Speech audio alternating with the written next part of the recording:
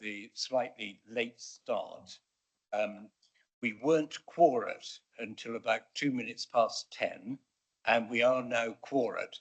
And we just pause for 2 or 3 minutes to let people settle themselves and get their papers ready now that we're quorate. So we'll start the meeting now. That's 10:05. There are no members of the public present in the public galleries, so I'm just going to summarize the fire drill.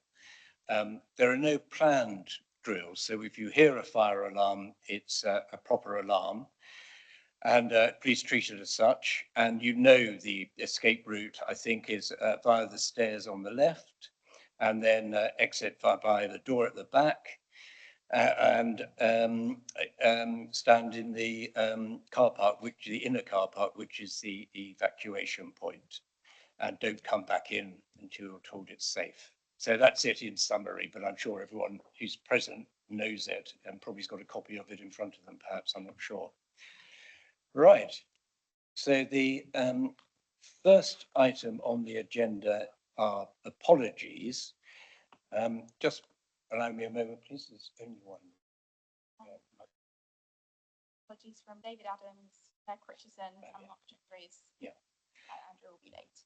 Right, so we have apologies from Councillor Jeffries, Councillors Critchison and Councillors Adams.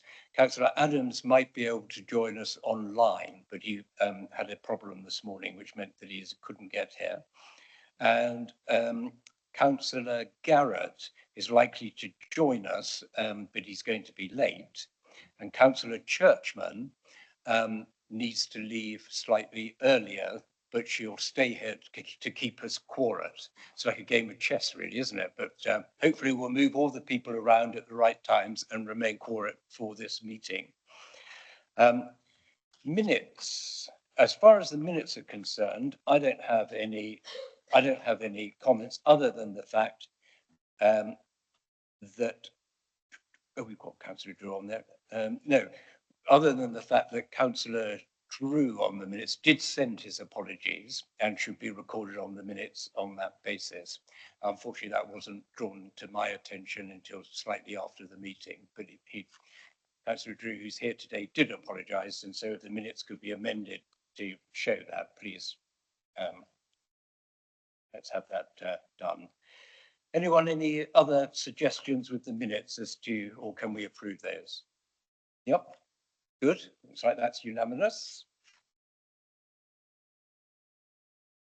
Any declarations of interest? Nope, other than obviously the ones that we've all have declared in advance. Good, we're making good progress. Public question time. There are no members of the public present, and I don't think we've received any written questions. Members question time.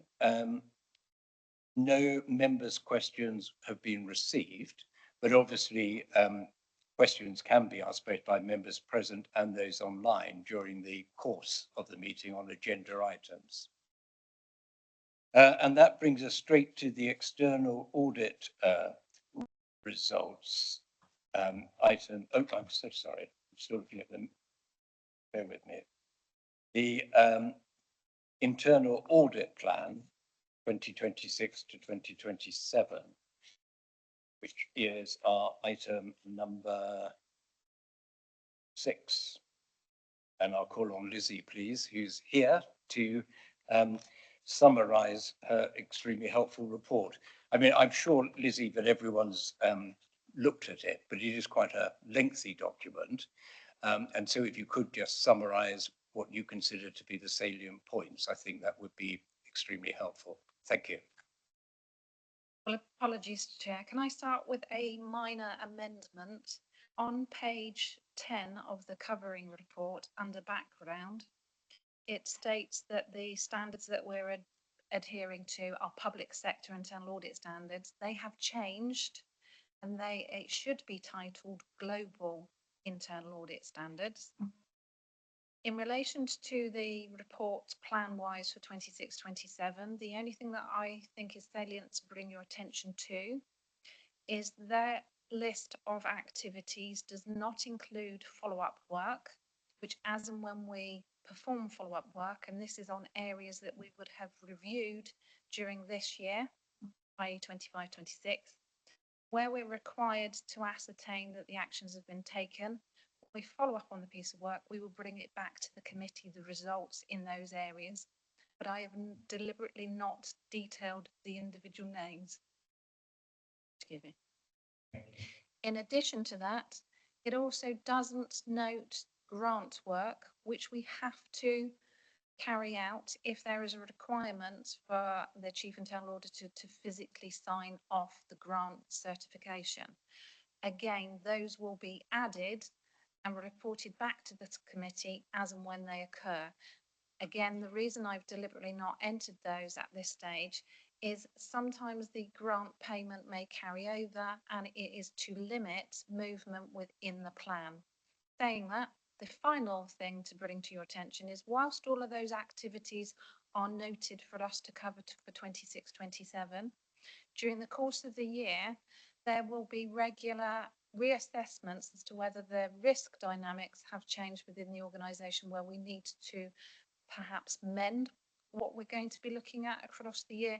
But again, any amendments or reconsiderations will be brought back to this committee. So it is a list of the proposed full audits that we will carry out for 26-27.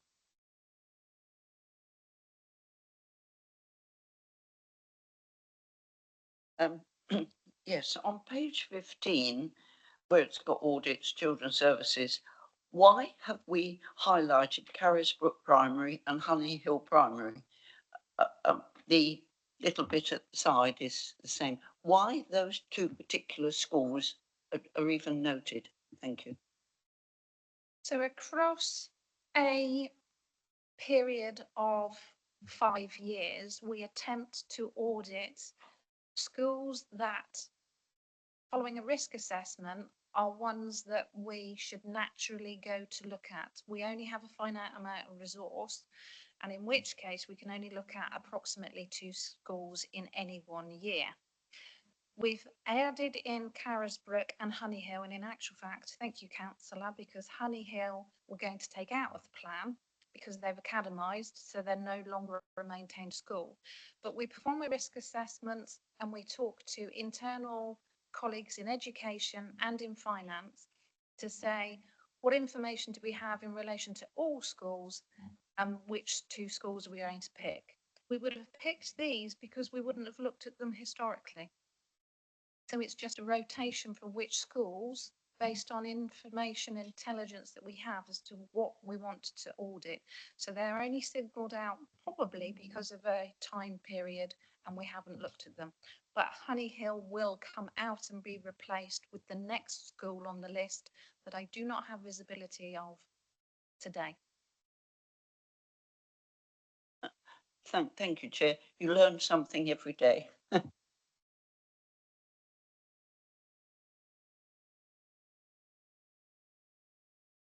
Before I see if there's any other questions, I think it's just a typo, but the internal audit plan, I would have mentioned this to you before, that we were trying to get ourselves core. I think that's just a typo. It should be headed 26-27.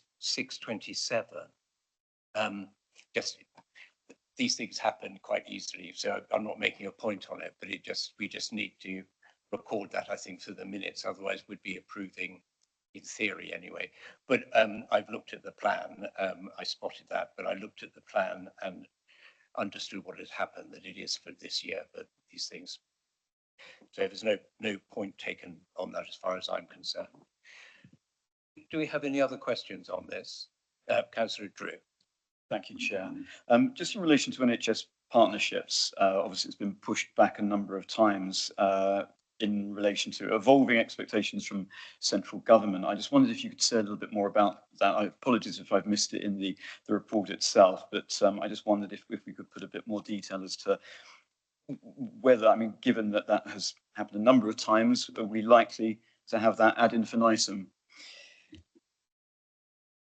Thank you, Councillor. Yes, it has been bounced a couple of times, and from my side of the equation, part of the rationale for entering it in is it again is an activity that we wouldn't have historically looked at.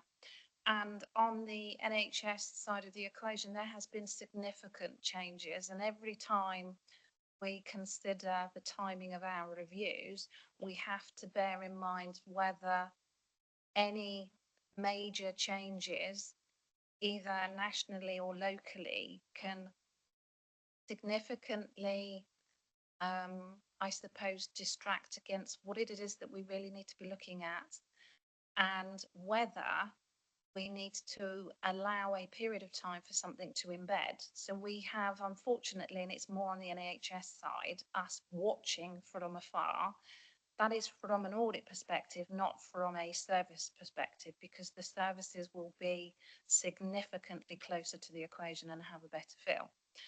I am optimistic, though, that the latest bounce was in relation to the council and operations within the council not having the capacity. So we've taken the NHS delays out of the equation, which put it on the table.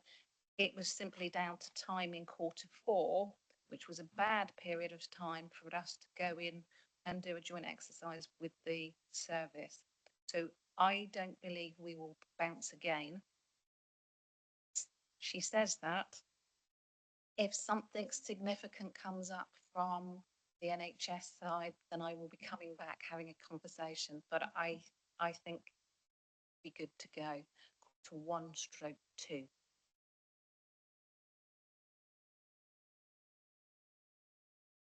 Thank you. I have a question, please, on page 4 as well, about the housing list and the effectiveness of the system to address actual need.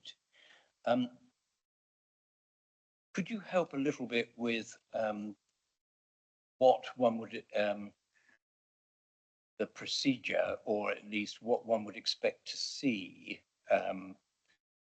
to demonstrate effective need? In other words, what will your work plan be concentrating on?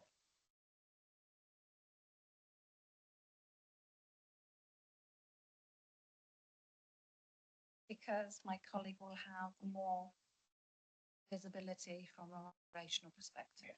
One thing that's understandable, thank you.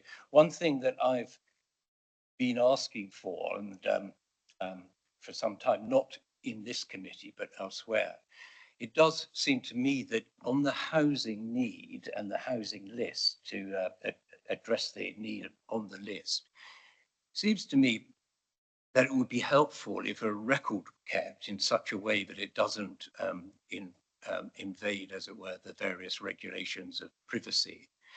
But if a record were to be kept of particularly where the affordable element, both of housing to sell and also to rent, and particularly the rent, the affordable housing to rent, or even the social housing to rent, if when a planning consent is built out, if we were to know, which we don't know, or at least we're not told, how many people did that directly take off the housing list? So I appreciate that, particularly with, say, the market value houses, we're not expecting any, I wouldn't have thought, to be taken off the housing register, but there might be some. And I appreciate that there is an argument that if houses are occupied by people who aren't on the list, that might perhaps free up houses that they were in, which could be taken up by people on the list. But I think it just does seem to me as a clear indication of how successful we're being to have details of that. And I have to say there has been, not here, but elsewhere, some resistance in giving that information. So I'd like to hear your comments on that in particular and other matters that you'll be looking at.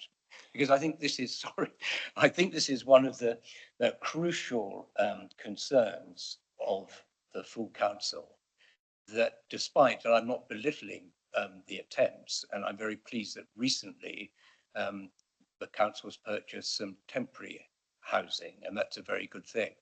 But I do feel, from my involvement anyway, that there is a little disconnect perhaps between the housing register and planning consents.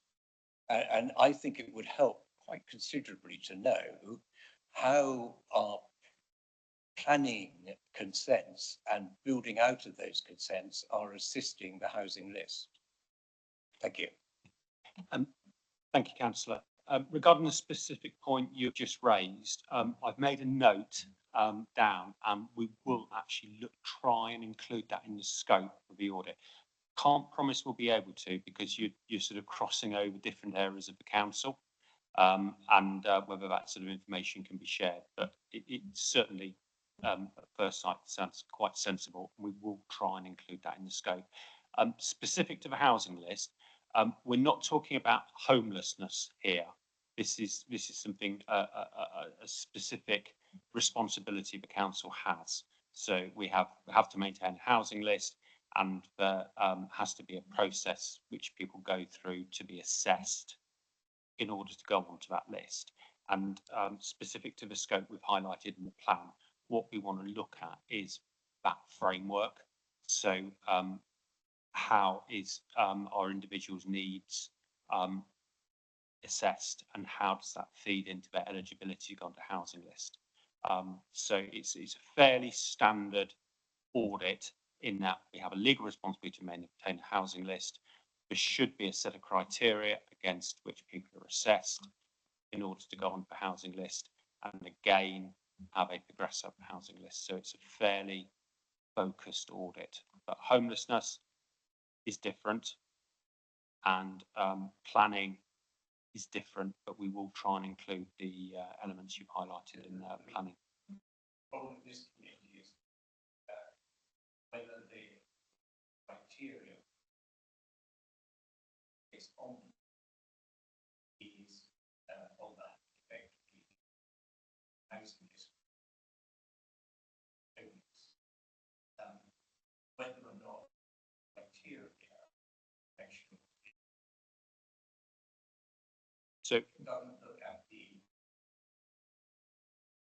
doesn't look at whether or not the council will be at the assessment. There'll be two sides to the audits. We'll look at the design, we'll look at the actual criteria which are used and how clear they are. So often you get like descriptors which can be quite vague, so we'll be looking to make that as quantified as possible. And then we'll look at a sample of people going onto the housing list, and we'll check those criteria have been applied consistently. So there's the two sides of design and how well the control is, how effective the control is operating. Thank you.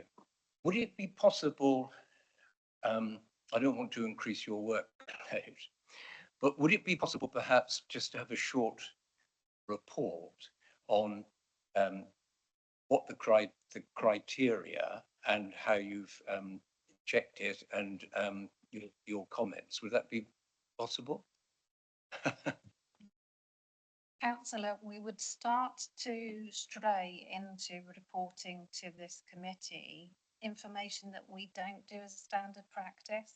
That isn't to say that any arrangements that we see in place we couldn't share, but it's whether it's appropriate to bring that back so we could share with members what we ascertain and what is documented within the service. I'm sure they wouldn't have any problem with that being shared, because chances are it's already out in the public domain for any applications. For us to individually start making comment on elements within an audit, we are starting to stray from our normal approach with you, and we're getting quite granular. So it is within the committee's gift to ask for certain bits, but it's why are we're starting to be selective with which bits we're picking out of a particular audit.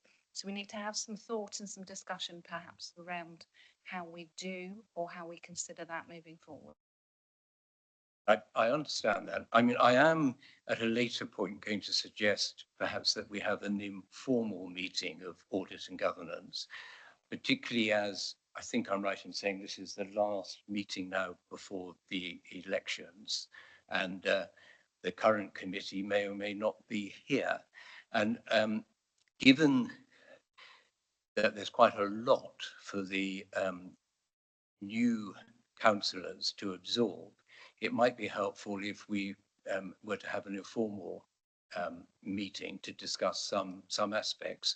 And it may be then that you could share that information at the informal meeting rather than formally. That would be very helpful. Thank you. Thank you for that. Do we have any more questions for a talk on this? Councillor Churchman.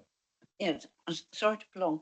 The local authority housing fund talks about funding for refugees.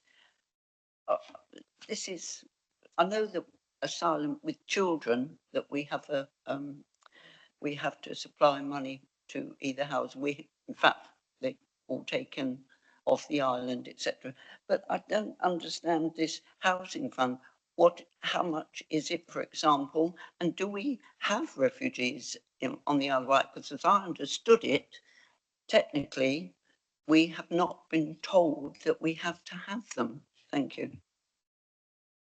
It's included in the plan, councillor, because it's our understanding there is some funding, and that funding requires a verification from internal audit as to how it has been spent or how it's intended to be spent, and whether the terms and conditions have been met. I do not have the value off the top of my head, but that particular area has been flagged as funding that is available to you. So we can gather some additional information on that and share with the committee as to what the authority has been successful or awarded and what its intentions are, because then that will give you an idea as to what it is that we need to be auditing it at a later stage. Thank you, Councillor Churchman. I have one other matter really to raise, which I think is covered by this agenda item, but it's something that I expressed concern about at the last meeting. And I am concerned by the fact that of this long stop, which I put in my report that we will be looking at later on, and that the effect of the long stop, my understanding is, and indeed I asked the external auditor if my understanding was correct, is that any issues, he said, which, and in particular, this concern about the disclaimer of opening and closing balances, it was explained, if I understood it correctly, I think I did, by external auditors, that any matters which aren't dealt with by the time that the long stop applies, so the date of the long stop, means effectively that they don't form part, obviously, of the external auditor's report, and also that it's not then calculated next time round. So it simply drops off the end of the table, basically.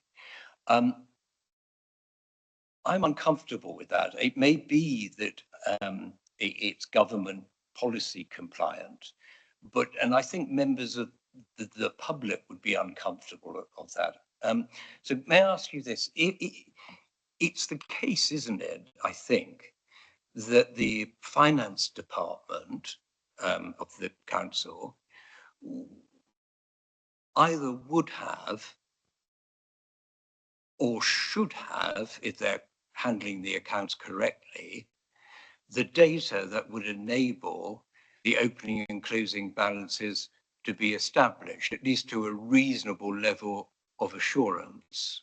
I think that's the case, isn't it? I see you nodding. That is correct. So to establish the opening and closing balances for the years where there's been a disclaimer could be done relatively easily if the internal finance department were asked to supply the information. And it wouldn't be a huge job, in my view. And if it is a huge job, then that really does cause some alarm, I would suggest, about the accounts. So could we put that on our audit plan, that those figures be supplied for the years that there's been a disclaimer, those details be supplied? Before I give way, because I know there's concern from over there, or at least it does seem, it seems to me that we ought to try and resolve this, whether it goes into the audit plan or whether it's part of another aspect of audit and governance. But it does seem to me that, I mean, the duty of this committee is to assure itself to a level that is reasonable that audit and governance is taking place correctly. Now, I find that external auditors have put forward disclaimers for, I think it is 3 consecutive years, concerning. And if the finance department could supply those figures so that we can have actual opening and closing balances, I think that would be a useful task for this committee. I don't know if you want to answer that, Lizzie, or if you would like to answer it as being part of the internal finance. Oh, you're not? Okay. Ah, Mr. Downer. I haven't got my glasses on. I have to take them off to read my book and put them on to see everyone. Chair, can I start though? Yeah. And I may tag team with Mr. Downer. So you're not wrong in your assertion or your statement in and around what the disclaimer means and in relation to the opening and closing balance. Internal audit and external audit can't mix the boundaries. There isn't something that internal audit can do instead of external audit. So again, and that's because we come under different sets of legislation. The opening and closing balance, finance will have all of the details, but I need to not underplay how complex it is ascertaining that those opening and closing balances are correct, because there are multi-layered checks and balances that external audit have to perform so that the assumptions in and around the opening and closing balances are correct. So it's not a simple story of here's your opening balance, here's your closing balance, trail them back through the accounts and they would, and you would have all your assurances. That's not how it works. And it's not, and that's because external audit have established requirements of what they have to check and when they have to check it. If you get internal audits involved in any elements, you're not getting the correct assurance, plus we're overstepping a boundary that we could not get involved in. Barry, do you want to add anything? No, I think you've covered it quite well. Yeah, the opening and closing balances, there's a lot of transactional data that sits behind it. It's all there over the years. We've recorded on the accounting system in full everything as usual. It's just some elements haven't been fully audited, which is by the external auditors, which they're taking a couple of years to rebuild that assurance. But I had understood, and forgive me if I understood it wrongly, I had understood the external auditors to say that the reason they couldn't confirm them was because they hadn't been supplied within the time of the long stop with the necessary information. Councillor, in relation to the long stop data and with external audit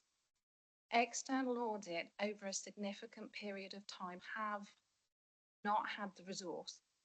There has been very complex requirements which have been revisited in order for them to sign off any of the accounts.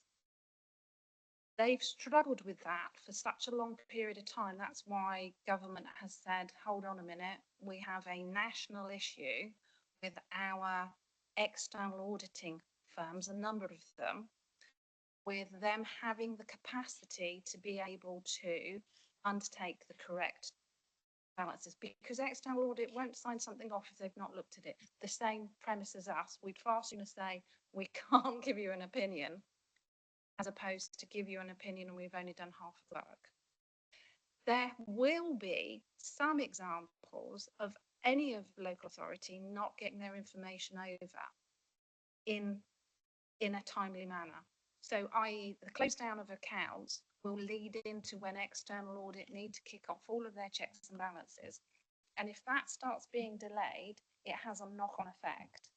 This council, I think historically, and Barry would be able to confirm, they may have had some pockets that they hadn't been able to provide, but the main reason we're in the pickle that we're in is because the external auditors have not had the capacity, and it has been highly complicated what's been required. So by drawing a line on all of the historic ones, because they've not finished and they've already started, they've not finished and now they've got 2, they've not finished, now they've gotten 3. So it's not entirely accurate that it is the lack of the council giving over information or access. There will be small pockets. That is not what has caused this.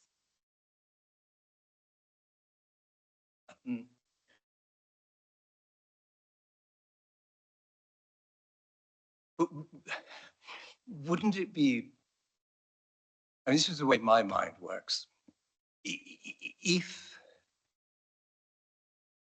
I mean, I appreciate that it may not be, although I had thought that it probably would be an exact science, but it may not be an exact science. But I mean, personally, as chair of this committee, I would take comfort in the fact that if internal audits have seen the position and the papers, that they are able to say the level of assurance that the opening and closing balance is correct.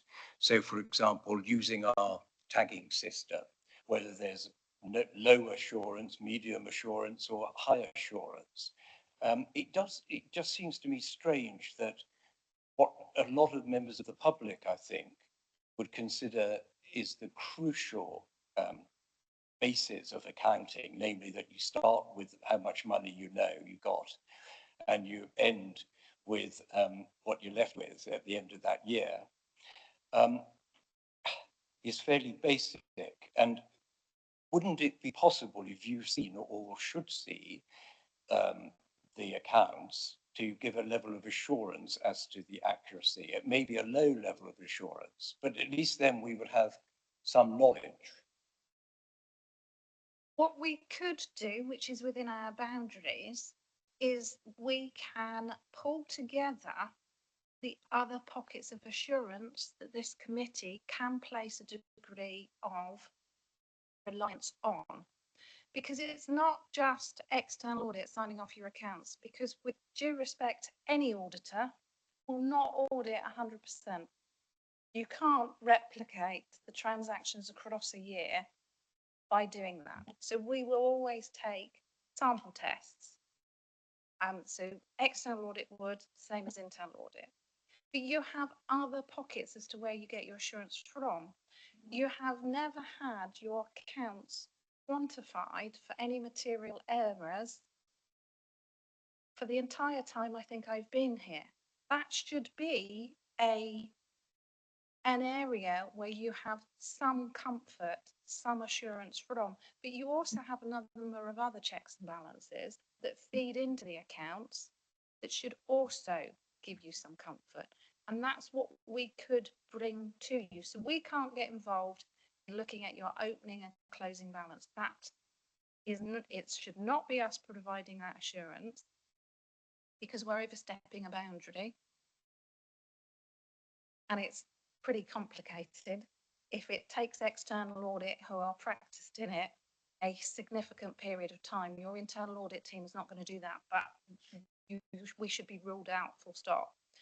You have other sources. The fact that the accountants, you've got things around them being qualified, around them having a framework in place, again, should all be sources of assurance. I understand your anxiety around this.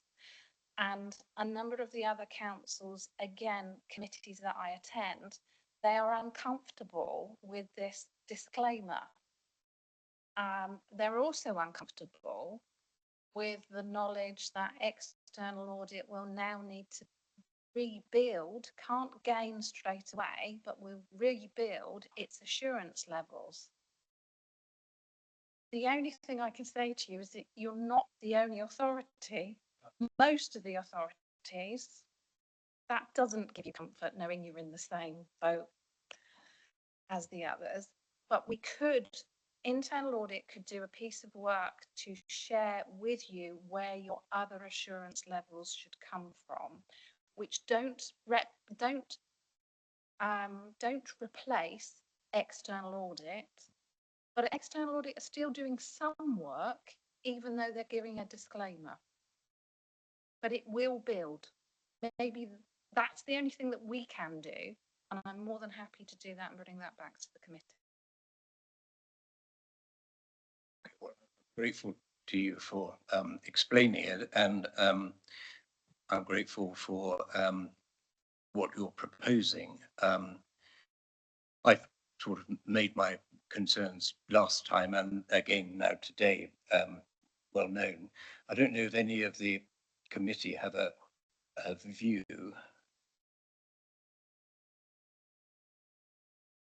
Councillor, Yeah, may I just say, we acknowledge that Councillor Garrett joined us at 10:30. oh, sorry, of course we should have done that. Thank you. Yes, good to see you, Councillor Garrett. And my apologies, Chair. I was chairing the Finance Committee of Newport and Carisbrooke Community Council from 10 o'clock, so come from here. And I'll take this moment to say that I have no interest to declare, because obviously I will have missed that item.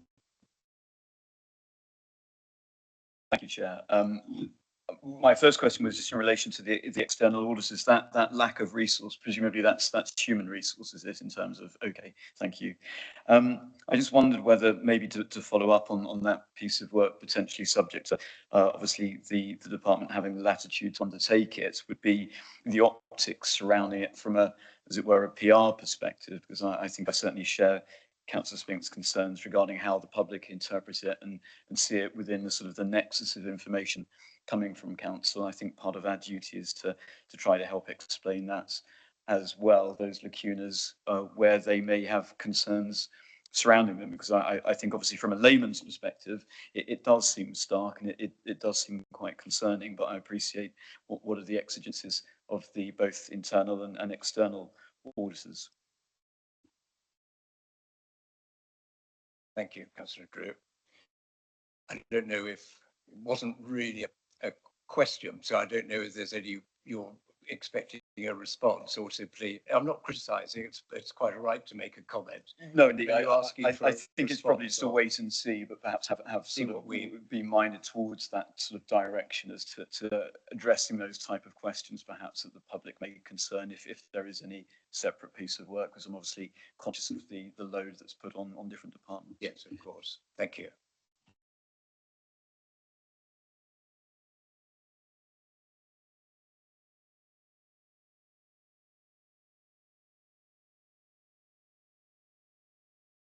Thank you. Mine is more a comment as well. And yes, I absolutely share that discomfort, which so many of us have across the whole country about disclaimed accounts. I think for me, it's coming down to accepting that there is something we cannot change. External audit is where it is, and that is why government stepped in. But also finding our assurance, as the Chief Internal Auditor has just set out through other methods, and also seeing the difference between what is an external audit providing an independent and assurance side of things, and the assurance we can have, certainly officers can have for management purposes, that there is assurance over the management purposes things. The number at the bottom is very, very likely to be correct. The problem is somebody hasn't come along and marked our homework. And what the internal audit can't do is mark our homework for ourselves, much as we would like to do that. And I think the discomfort then is, and I think Councillor Drew has nailed it there, is those who are informed about these matters, how do you explain something which is incredibly complex to say, yes, this is worrying, but it doesn't mean we're out of control on the finances. It just is where the whole ecosystem of audit has got to over the last few years. So I definitely welcome what the Chief Internal Auditor has offered there in terms of being able to bring together a piece of work just to give the next meetings of this committee and indeed the whole council that assurance. But I'm also aware that there is a lot of work to do anyway in the day job. So let's not chase some form of absolute gold standard and actually undermine ourselves on other things which do need to be done. And certainly the internal audit plan is quite time consuming, quite intense. So I think we for me, I am content would be the wrong word, but I do accept the situation that we are in, and I do accept that it is being rebuilt in a sensible way. Thank you, Councillor Garrett. It's been pointed out to me by Megan here that there's a very small little yellow hand in a very large screen from which I hadn't spotted. I didn't realise that the hands were so minuscule, so I'll have to look at them very carefully now. Without my glasses on, there's no chance. So, Councillor Jarman, I take it from your very small yellow hand, you have a question. Yes, thank you, Chair. First of all, to acknowledge what Councillor Garrett has just said, there is a time when we sometimes judge these matters from a viewpoint of a normal company listed at Companies House, and many of us will be involved in companies as such. And for any company listed there to have qualified accounts for 3 years and not to be clear about your opening and closing balances would be quite extraordinary. In fact, I would imagine that would cause a great number of problems with Companies House themselves eventually, and certainly with Inland Revenue and with calculation of everything from business rates, etc. The concern here, though, is although we're not held to the same standard, the standard we're held is that we're dealing with public funds. And I do find it, to echo back on what you said, Chair, in the significant misstatements that were noted in the minutes amount to £6.5 million. Section 5 deals with uncorrected issues. We're in a situation here where we are unsure of the starting and ending balance for 3 consecutive years. At some stage, no matter what the resource constraints are and the regulatory environment is, this has to be brought to an end. And, that's the question that I would put back. If it is not a question correctly addressed to the internal auditors, then it must be a question addressed to finance to clarify and rectify these matters for us with some urgency. And what I would ask is that if you are going to have that informal meeting, that in the next 4 weeks, given that they must have those figures to hand, that would be the only rational assumption to make, that they include those, and that not only the members of the committee, but any member who wishes to attend that informal meeting and discuss the state of our finances and of the accounting situation we're in should be invited to that, please. Thank you, Councillor Jarman. Does Mr. Downer or Mrs. Goodwin have any comment on that before I discuss it with the members of the committee? Thank you. I'd just like to correct Councillor Jarman slightly on his statement around 3 years of qualified accounts. The accounts haven't been qualified for 3 years. They were disclaimed over the last 2, which is a slightly different thing to qualified. And some of the items he's listed from the report from last time that we went through, Ones that weren't adjusted, it was agreed with the auditors, they'd be picked up in the 25-26 accounts. So they are all being picked up in this year's accounts. Thank you. So committee, it seems to me that certainly the point that Councillor Jarman makes, that the figures, namely the opening and closing figures, which have been disclaimed, those figures have been disclaimed because they've not, as I understand it, been seen by the external auditor, come to an informal meeting of this committee. Personally, I would welcome that. I don't want to give the internal finance team, as it were, further a lot of work, but it does seem to me that they should be readily available. So I don't know. I think we should probably, this is a democracy, I think we should probably take a vote on whether we would, an informal vote, I suppose, on whether or not at the informal meeting we would appreciate seeing those figures. Councillor Garrett. Could I ask, what outcome are you seeking? Because I think we've been told that we can't repair this situation other than through the process that of these disclaimers and whatever. Well, I'm happy to come to meetings, but I need to know that there's going to be an outcome, not continuing to re-diagnose a problem for which the solution has already been set out.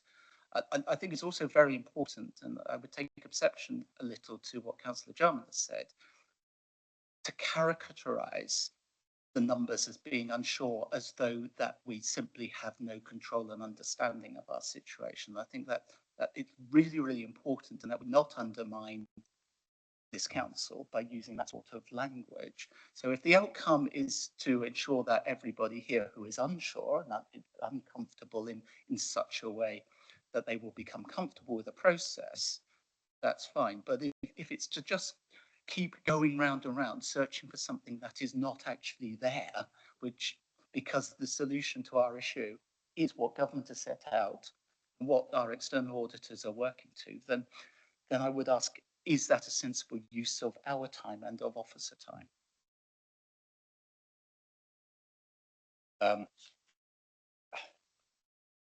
In my mind it is, because I feel it would give, at least to see those accounts, as it were, if that's a correct expression, would provide some assurance. It does seem to me that it maybe is policy compliant with government, but it rests uncomfortably with me. And I appreciate one can't go round and round in circles, but I did raise my concern at the last meeting, and my concern has continued really. And I suppose I'm somewhat desperate for any assurance that I can get, quite frankly. And I think the disclosure of the documentation may or may not give me some further assurance. I mean, I think it's, yeah, so I think that's what I can really say. What's the view of, should we have a vote on whether or not that information should be given at a informal meeting? Or shall we can we summarize what our views are? I know that perhaps Councillor Garrett would think it's unnecessary. I don't know what overall our view is. I think I understand Councillor Garrett's concerns. I mean, my view is always a sort of a de minimis question of essentially what is the harm?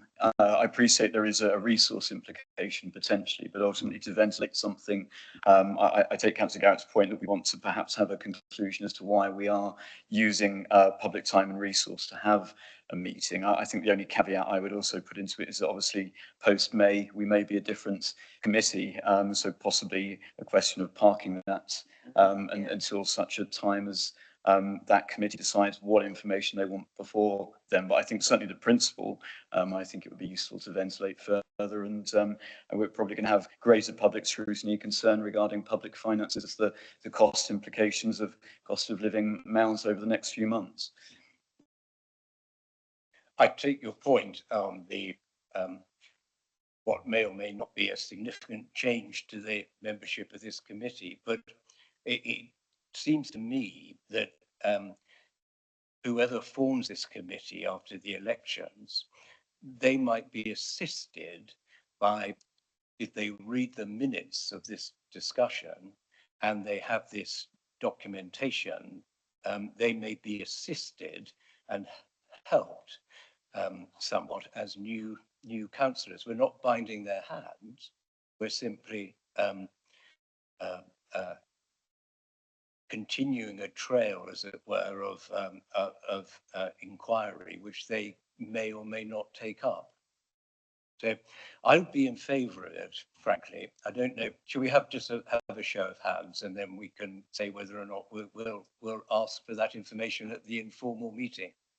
May I clarify before then, what information has not yet been disclosed that you feel should be disclosed? Because you were mentioning, Chair, that you wanted a disclosure. Has something not been disclosed? It would be disclosure of the accounts showing opening and closing balances for the years where there's been a disclaimer.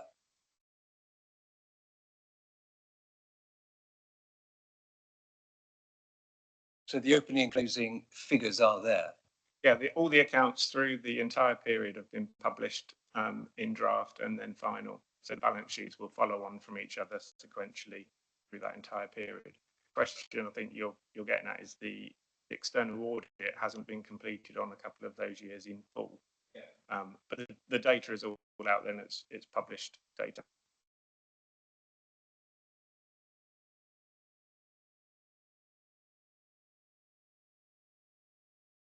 Well, I think I don't think that's going to give any greater assurance then, is it, frankly?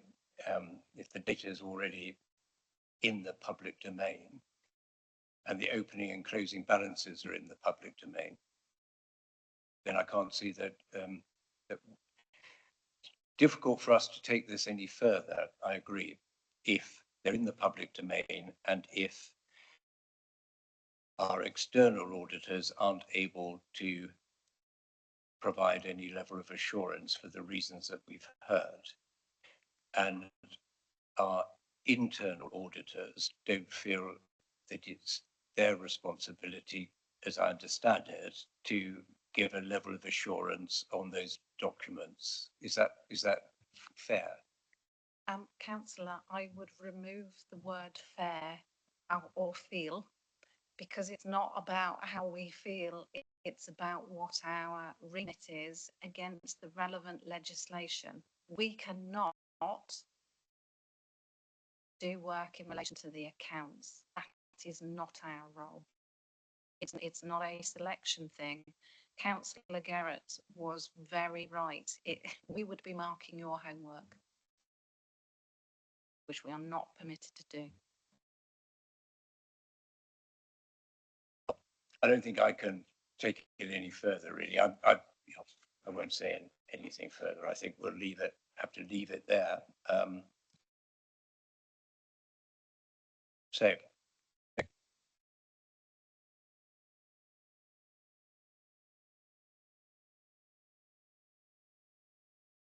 Got to approve. Thank you. Okay. Okay.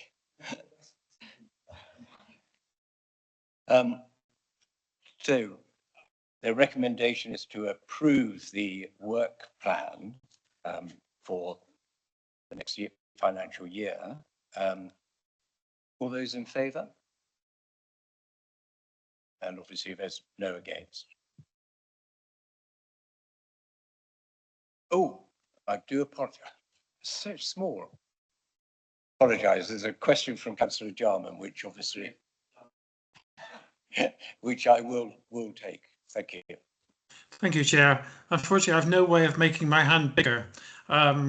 Maybe if I do this, but could I therefore suggest if the accounts for the last 3 years, which have been disclaimed, have indeed been published, that those are circulated to the committee together with whatever body, given it is not the external auditors, has authenticated the opening and closing balances. Thank you.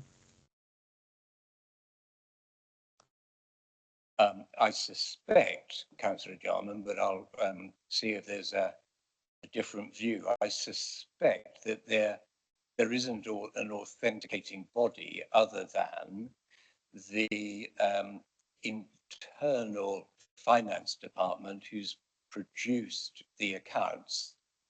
So the accounts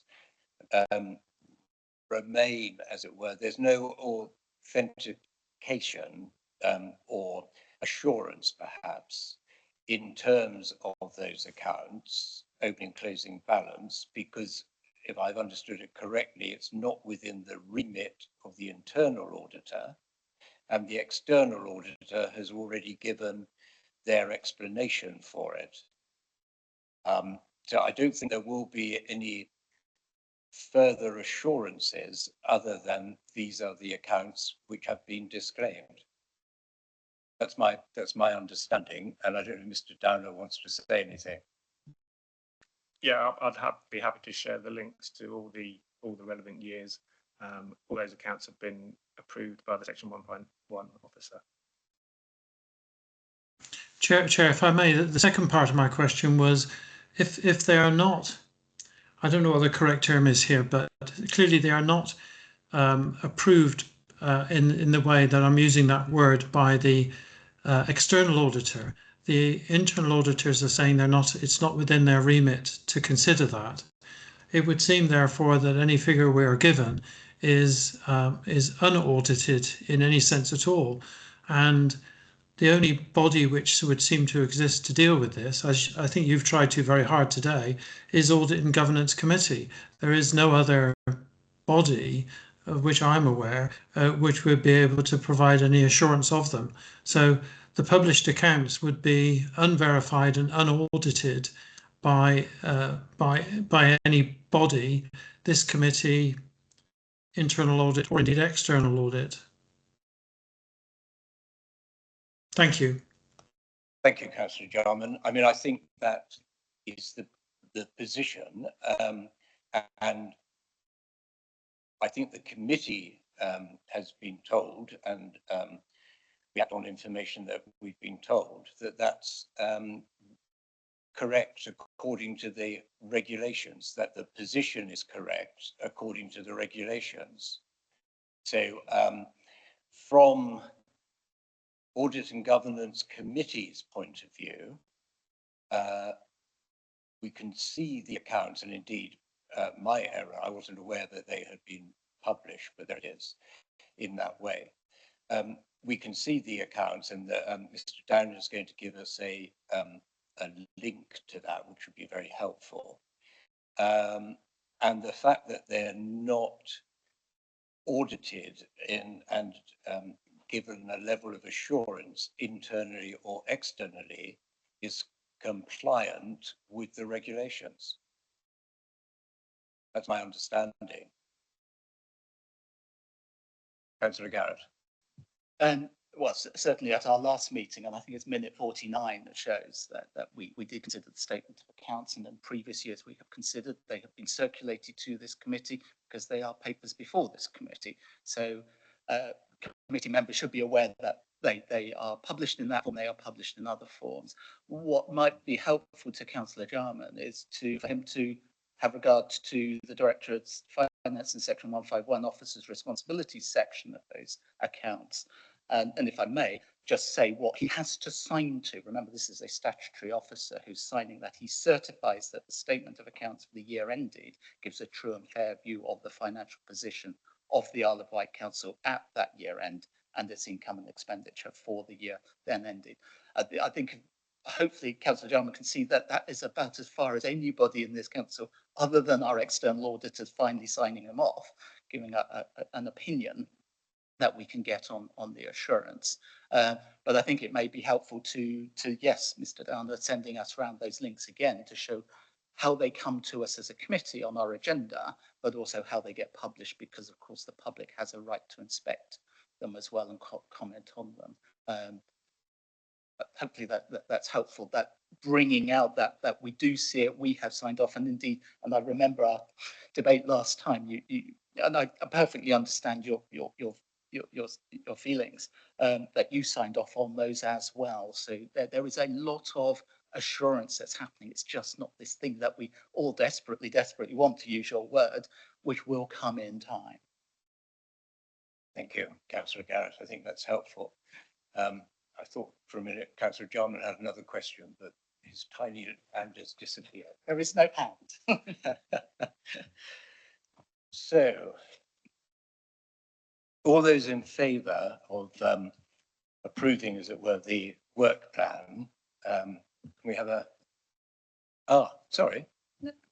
That's okay, Councillor.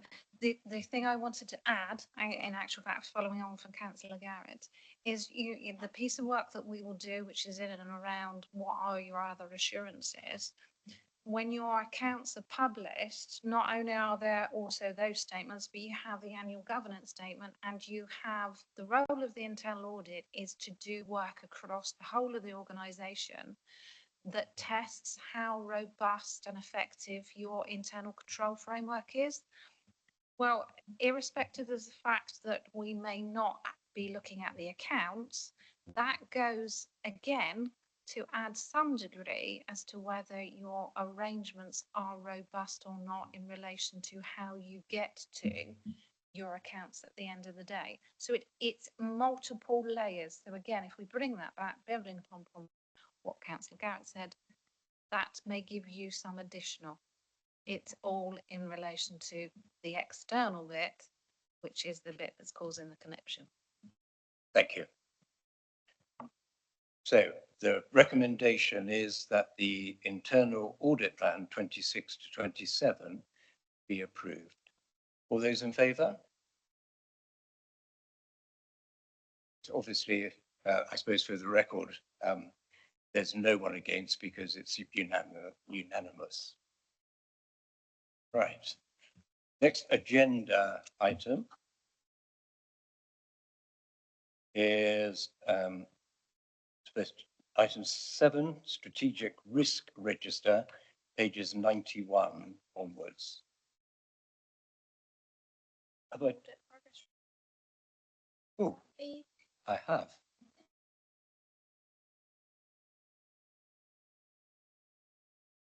Bear with me just a moment. You've done the plan, we've got those two. Yeah, sorry, my mistake. So the internal audit progress report at page 39. Thank you, Megan. Thank you, Chair. Thank you. Chair, there is not much that I would like to particularly flag. We will complete our work to enable an annual opinion, which is envisaged for July. This is just work that has been completed since the last reporting period. Beyond that, Chair, I'm happy to answer any questions that committee members may have in relation to its content. Thank you. Are there any questions that committee members have?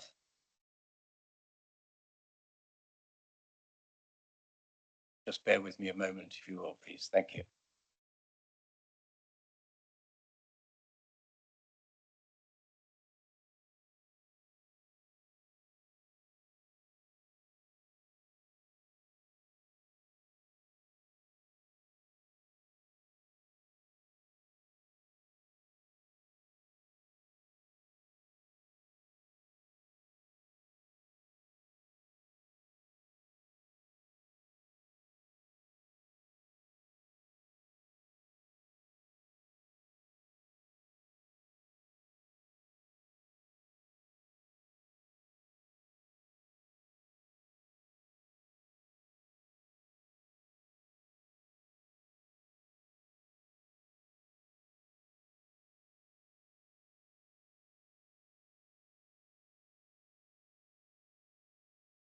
I was just looking at my notes. I don't have any questions either. So are we able, please, we simply have to note this one, I think.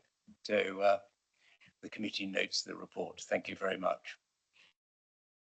And finally, little c, anti-money laundering policy, pages 61 to 90. Thank you. Again, Chair, there isn't much to particularly draw the committee's attention to. The reason it is presented and it's back to you is that we wanted to make certain it was compliant with the legislation and that it was guiding members of staff as to how to submit, be aware, perform relevant checks and balances in relation to anti-money laundering arrangements. Beyond that, Chair, I'm happy to answer questions. Thank you. Are there any questions on the policy? Was that a hand or a comment? Okay. It literally, these things always bear a reading, of course, is just to note us as members and all 39 members of this council that paragraph 2.1 says it applies to us as members as much as it does to officers. So we have to remain vigilant as well. So we do have a role in this as elected members. It isn't just the officers that do that. So I just want to bring that. I'm sure we're all thinking about that as elected members, but this policy does apply to us, and there's one we do have to have regard. So it does bear a close reading as to what we should be doing as councillors to be part of this, as we are indeed guardians of the public money. Actually, that's quite opposite, because it does relate to a general inquiry I had, which essentially stems from my membership of Pensions Committee, where many of us were recently asked to give our authority to share what would come under GDPR in relation to our role within that committee, which was required by the, I think essentially the council's bank, Lloyds. In relation to them being able to administer and actually pay out pensions to beneficiaries of the council. My concern in that regard, and I think I would take Councillor Garrett's point on board, but I think there's also a balance to be struck in terms of reasonableness, given the nature of essentially we do not have any executive power over the way in which monies are directed in many respects, and certainly not in any direct sense. So it was actually just a general question as to how do we strike that balance? Because it seems to me onerous that a democratically elected member of Pensions Committee is essentially being forced to divulge GDPR and subject access request protected information simply so that the council can pay out pensions to its beneficiaries. If I had said no to that being relayed, presumably the implication, and this is what was essentially made clear to me, is that the council would not be able to pay pensions. Now that seems absurd. So there seems a misinterpretation, I would suggest, on the part of Lloyds in terms of reasonableness and proportionality, but that does give me concern, and I just wondered whether that potential contagion from an external commercial third party is liable to affect other democratically elected members. Difficult question for me to I answer. appreciate that. It was somewhat complicated. The various elements of legislation is either wholeheartedly applicable to us as a local authority and as a pension provider, or it is the spirit of the legislation is what we need to abide by. Any parties that we interact with, be it legal entities, legal advisors, we would all have to abide by either their specific legislation in this and undertake the checks and balances, or we would have to abide by the spirit of it. So what I'm ineffectively saying, bluntly saying, is that all of those other interactions, they would have their own policy, their own scheme for how we have to abide, when we have to abide, and what we have to do. So there is an element of when we interact and solicitors are involved legal advisors involved, they have to do their own checks on their side of the equation in any rate in order to do work with us. So we're all having to do these checks. Does that answer? I'm not certain it necessarily does. No, I think it does, because my question was pretty imprecisely phrased anyway. It was just sort of a general understanding of how that proportionality and reasonableness is seen from the perspective of other departments. 'Cause as I say, it did give me quite cause for concern in relation to pensions and being put in that sort of Sophie's choice, as it were. Yeah.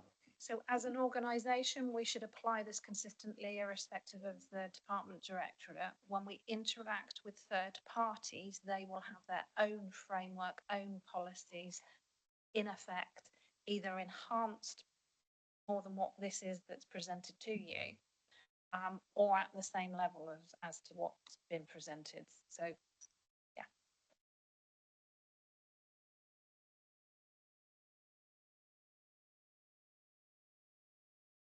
Councillor Jarman. Yeah, so I wanted to thank Councillor Drew for raising this. It seems to be a rather perverse situation that we're in. But if it is the case, and I'll seek clarification from what I've heard, if it is the case that external bodies can require fairly detailed personal information from members of committees who are involved in anything to do with the financial management of services provided by the council, it would seem to be, from what I've just heard, that would not only extend to the pension committee, but potentially to any committee which is involved in allocating or dealing with financial expenditure within the council.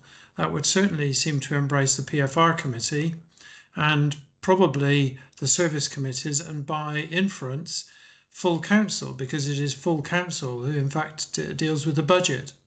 So, you know, I think this is a very dangerous road to be going down, that if we accept as a council that councillors have to disclose very detailed personal information because they are in some way, even on a peripheral basis, involved in financial management or the control of the finances of the council.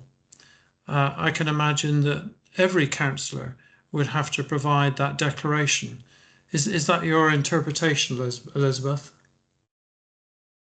Well, apologies, Councillor Jarman, because I'm a little confused as to the relevance with this policy wholeheartedly.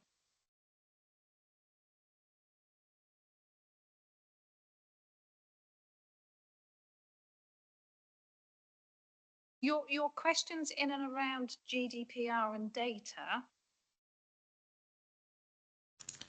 I am not understanding the link with this policy. So I'm following up on the issue that was raised by Councillor Drew, which is related to the GDPR question, which is related to the release of personal information of councillors being required by external bodies. And what I think I just heard you say in your earlier answer was that we have to comply with the requirements, letter or spirit, of those external bodies in our interaction with them. And if that requires therefore the disclosure of personal information, that's the way it is, and that would extend by inference not only to the pension committee but to any committee of the council involved in fiscal management.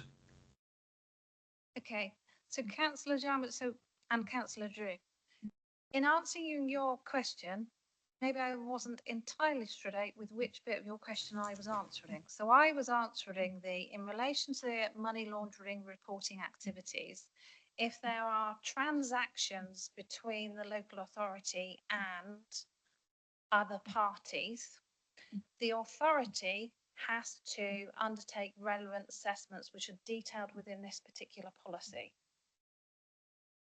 That is still relevant in relation to pensions. So any of the departments, if there is And this is usually an interaction where we are getting money, not that we are depositing money or we are purchasing.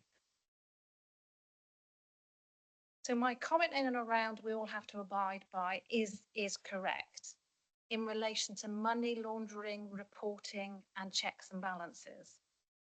In relation to data sharing from a money laundering perspective, the only time that you will share data is when, and I take pensions off the table for a moment, we would share data with parties if we were selling a piece of land, if we were purchasing something, and it would go via solicitors, would be involved and so forth. There would be a normal data exchange. So the data exchange that you are talking about is not necessarily in relation to money laundering, is it? Can I just check? Because that's the bit I took off the table. So apologies, Councillor Jarman. I was answering one bit, not all of it.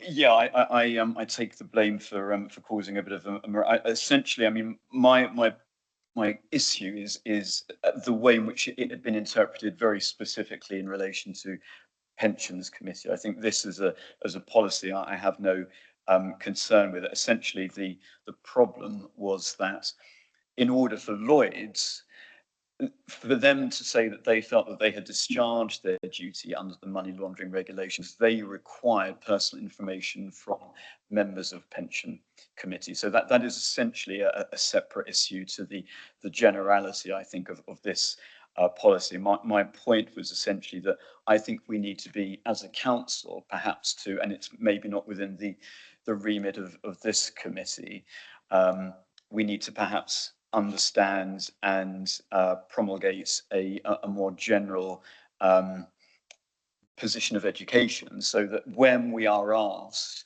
I mean, essentially, I could have pushed back on that. I'm following it up as a complaint with Lloyds, but essentially the fault lies, I would suggest, with Lloyds and their treatment of the council. Now, the question would be for us as councillors, do we pursue Lloyds for breach of contract, which is essentially what the remedy would be, because in essentially asserting that they can only pay out a pension to beneficiaries if I, Councillor Drew, provide my personal information, including my date of birth, which is all a matter of public record anyway, but it's the point of principle, that they cannot pay out people who can expect a pension from this council. That is obviously absurd. It is disproportionate. It's a breach of contract, but that is a separate issue, I would suggest. So, Councillor Jarman, the public authorities will have, and it escapes me at the moment, FSA, Financial Standards Authority. They will have their own regulators. Their controls in and around anti-money laundering are considerably heightened to ours as a local authority, because, as I said, you'll see within there a number of the legislative elements are not applicable to local authorities. But apologies, I was answering a different question.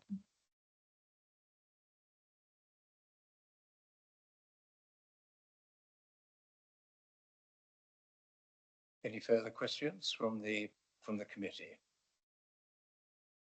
Thank you. I think we simply, are we noting that or approving? Yeah, the recommendation says to be approved, although anyway, it's so the recommendation is that the revised anti-money laundering policy attached as Appendix 1 to the report be approved. So all those in favour? And again, that's unanimous. Thank you. So we now come to the Strategic Risk Register, pages 91 to 122. And that's, put my glasses on, that's Mrs. Downer. Thank you. Thank you, Chair. Do you want me to just give a If you could, please, that would be very helpful. Thank you. Very much. You'll all recognise this one. It's a regular attendee at the meeting. This report provides details of the Council's current strategic risks It's scheduled to come in March and September each year now. The Audit and Governance Committee is a key component to the Council's governance framework, and the purpose is to provide an independent and high-level focus on the adequacy of the governance, risk and controls that are in place. Risk register, as you see, it was updated and initially reviewed at corporate management team on the 3rd of February, and it was finalised and further refined on the 17th of February.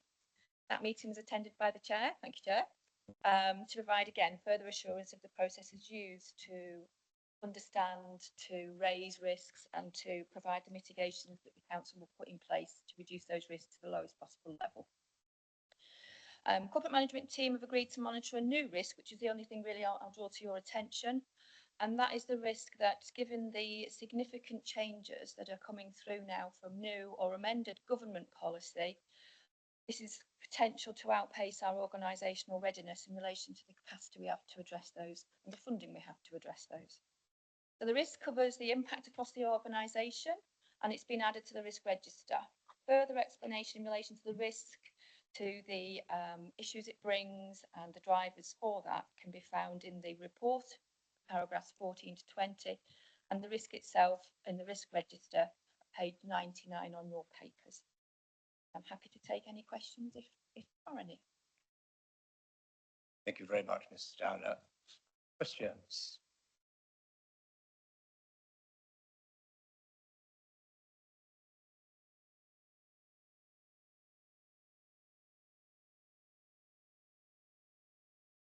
Doesn't look as if there are any questions from the committee. I had just one question, and it may be, I'm not sure to be frank, it may be that it's better dealt with under agenda item 10, governance arrangements. But on the strategic risk 5, which is at page 7 of the report, or 101 of the complete bundle, so strategic risk 5, which is summarised, if I can summarise it, failure to observe, understand and implement effective corporate governance arrangements. And it sets out there, this really is an assessment based on, as I understand it, or at least started by the Penn report, presumably. It doesn't deal with all of the suggestions in the Penn report, and it may be because we haven't yet implemented those, so there's nothing to be assessed. And so what I noticed was that there's no assessment of, for example, the recommendation that there should be some form of standards committee. So it's probably better for me to discuss it perhaps under governance and learn when that's going to be introduced. But am I correct that because it hasn't yet been introduced, there's nothing for you to assess the risk? The actual risk was presented, I think, before the Penn report. It isn't necessarily the Penn report in an action plan. There's a different set of reports around that. These are the wider risks around that governance requirement. So you won't get the full detail of the Penn report being reported through this strategic risk because it's at that higher level. Standards committee, I'm aware, is something that will be considered. I don't have an update on where that is in relation to that process, I'm afraid. Thank you. I thought you probably, that was correct, but I just wanted to clarify that. So thank you for that. And if there are no, you spotted someone? Ah, Claire, this is Sharon, or Claire, please. Thank you. Thanks very much, Chair. I was just going to add to what Mrs. Downer has just said there, in that this strategic risk was identified prior to the Penn report, but obviously takes account of the Penn report as well, but only in its widest sense around governance rather than constitutional elements, which is what the Future Governance Review project was there for.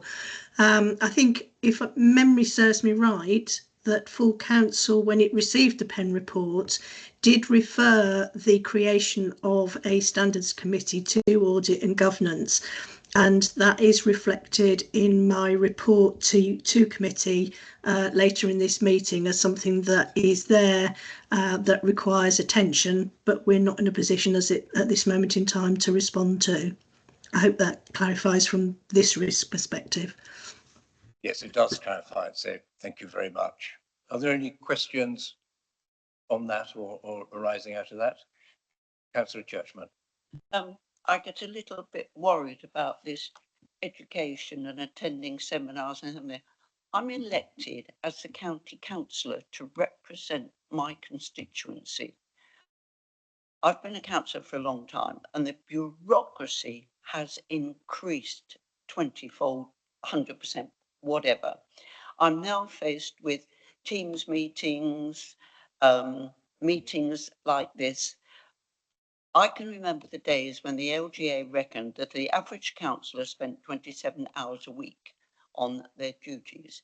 I now reckon that's more like anything up to 40 hours a week. And I know some councillors who work harder.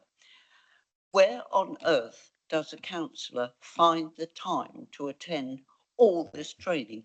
I'm a councillor, I'm not an officer.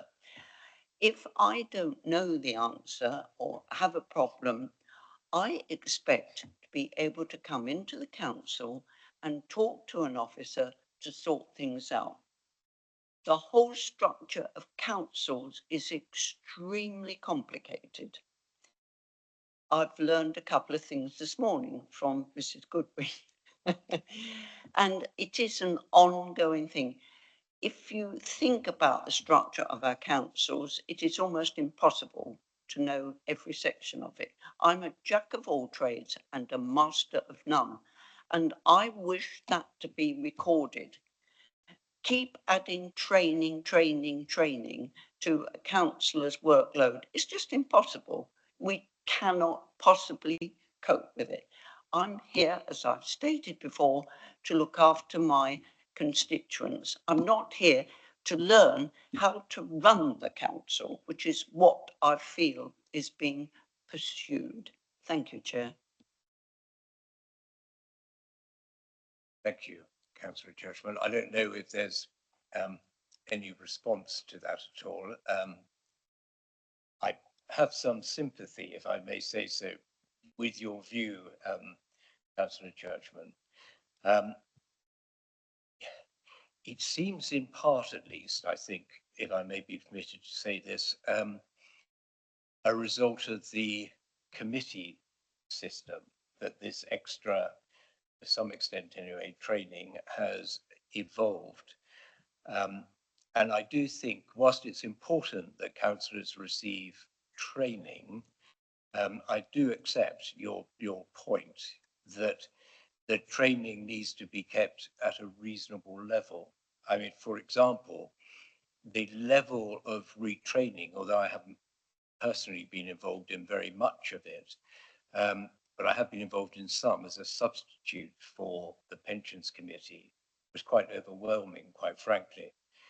And I do think that we could look at either as a committee or for some form of report in the way in which it could be kept to a sensible amount and simplified, because some of it was quite difficult to follow and took quite a lot of commitment. And as you say, some of us, not me, I'm pleased to say, but some councillors still work.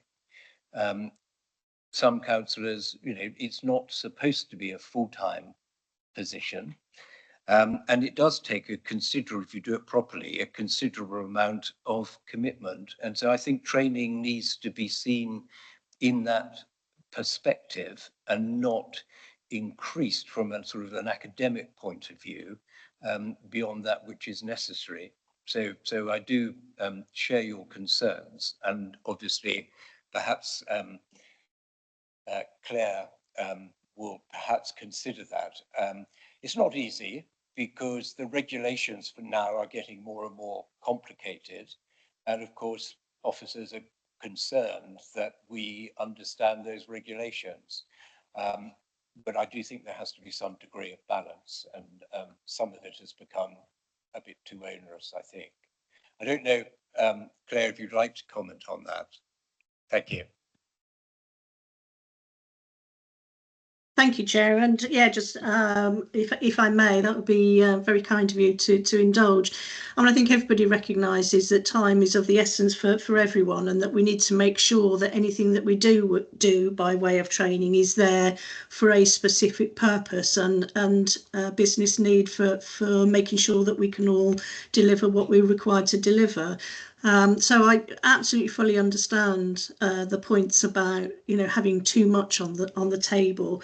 The thing that I would say is that what we are obliged to do, particularly for new councillors, those councillors who have not been a councillor before, or indeed, you know, councillors who might want to, you know, add to their learning about the role of being a councillor.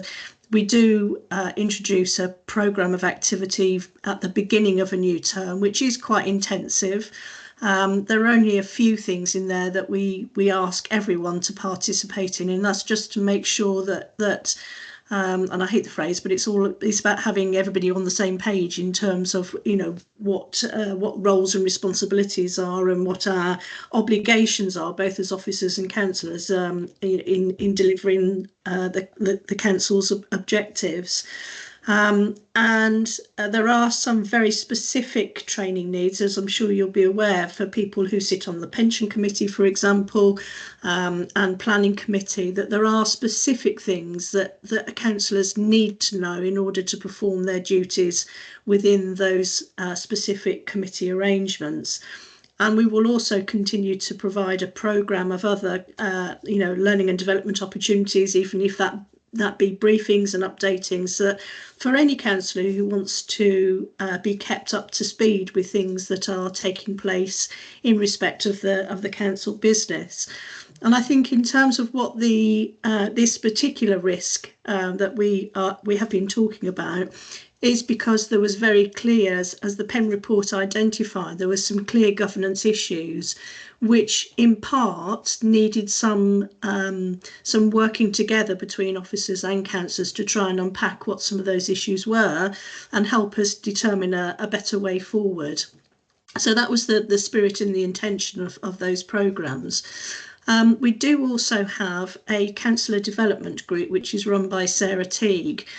So there are a number of councillors, and I think Councillor Jarman's been one of those councillors that's participated in that, which is to look at how can we best deliver the appropriate training for councillors throughout their term. So I just wanted to kind of put some clarity around that, but absolutely understand the points made, and certainly we will continue to try and keep things as concise and as short as we possibly can. Thank you very much, Claire. Thank you. Do you have a follow-up at all, Councillor Churchman? I'm not necessarily encouraging you to have one, but you're most welcome if you wish to. I would just add, everybody has strengths and weaknesses, and how can I put it?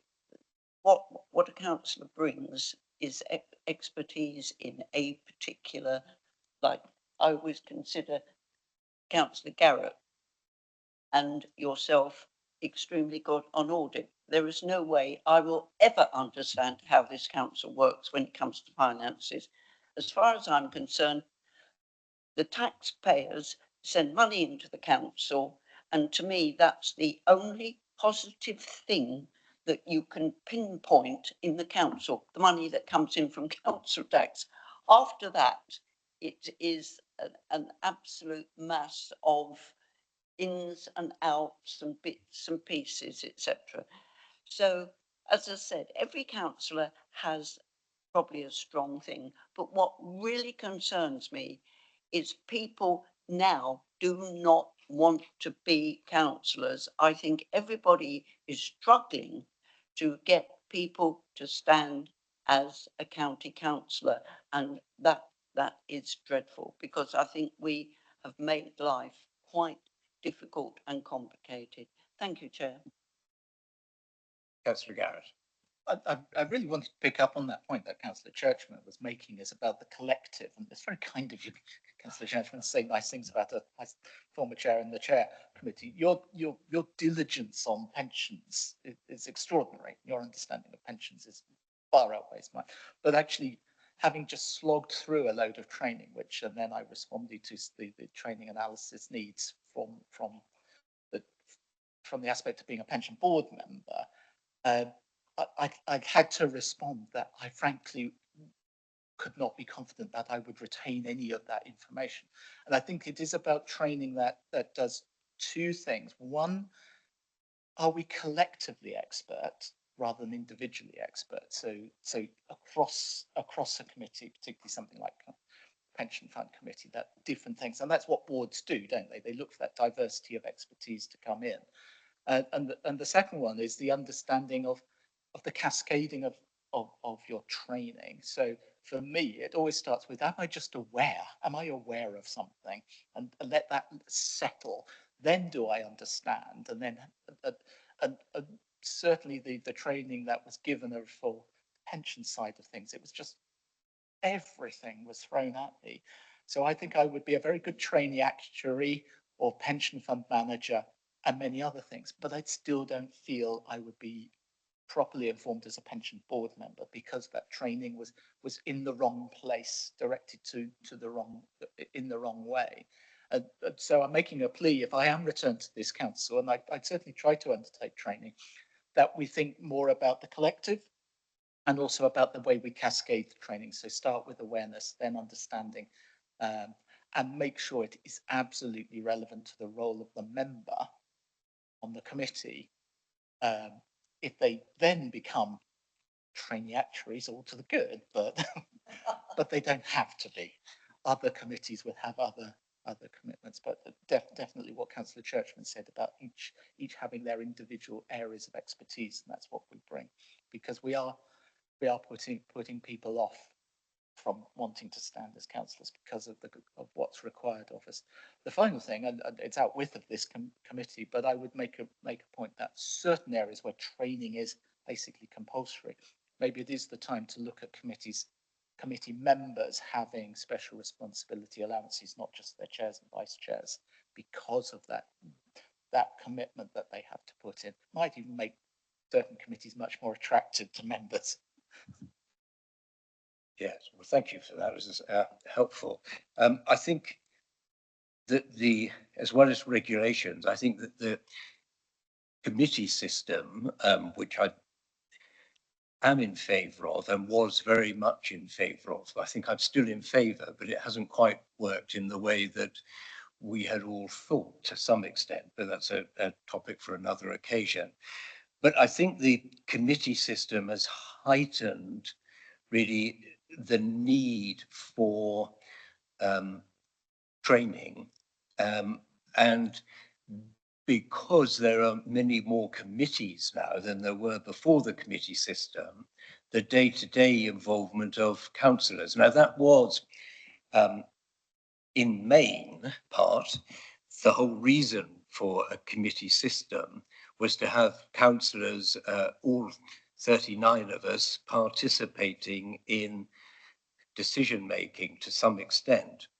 And that comes with a significant extra commitment and workload. I mean, under the cabinet system, one could be a councillor, pick and choose what other committees one was on. And if, for example, for that councillor, they weren't in the majority group, then they wouldn't be on the cabinet. And if they were in the majority group, they could choose whether or not to be on the cabinet. But it has resulted in a system that requires a considerably more commitment by members, I think. And that is something that perhaps will be taken into account. I was going to ask Claire Shand in due course under the governance arrangements update, etc., item 10, if there's any progress on whether or not we will be reverting back to a cabinet system or will be continuing under the committee system. Because to some, it's quite difficult because there seems to be uncertainty about that and when it will be introduced. It's actually quite difficult, I think, for officers to conduct proper training, because one doesn't know in detail anyway what the training needs to refer to. I mean, at the moment, we were going at one point to not, for example, to concentrate on the committee system in the sense that we were going to be forced, in inverted commas, within a year to revert back to a cabinet system. But I understand, and no doubt, Claire, we can deal with this now rather than stick to it being under the other agenda item. So I understand that you might have some further update as to whether we're likely to be forced to return to a cabinet system, and if so, when that's likely to take place. Thank you. Yes and no. The only update that I can give you really is that the bill is still going through its various stages, so there's no strong indication as yet as to when we will be required to make the change. As you rightly say, it was very clear at the start that we were going to be in a position whereby we had to revert everything back for a May 2026 annual council meeting. I think the challenge came on that from another local authority whereby they had only recently moved to a committee system form of governance as a result of a referendum. And clearly that was a public mandate that indicated that there was a desire for that process to be implemented, and therefore we're making challenge against the decision being proposed under the law for it to be forced back to Cabinet and Leader. So my understanding is that has been taken into account. So there's the current proposal is that any local authority that remains operating in a committee system, they have what we call the protected period. So once you've made a decision, you can't change back until over a period of 5 years. So that's what they mean by this protected period, which is set within the new legislation. And the inference at the moment is that local authorities who still operate the committee system will have the ability to revert back at a time of their choosing, and that a local authority will be required to undertake some form of review. We don't know what that review looks like, but they will. That is the indication as to what we will be required to do. So no clear timeline at this point in time, other than it is going to happen at some point, and the inference is that it will be at a point determined by the council as by undertaking some sort of review. Thank you. That's very, very helpful, and perhaps we can pursue that if committee wishes in a little. We take a question on it now, of course, Councillor Churchman.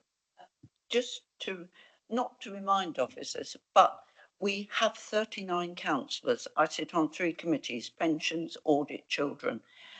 When you talk about training, other councils, that we are one of the 3 smallest councils in the country, as I said, with 39 councillors.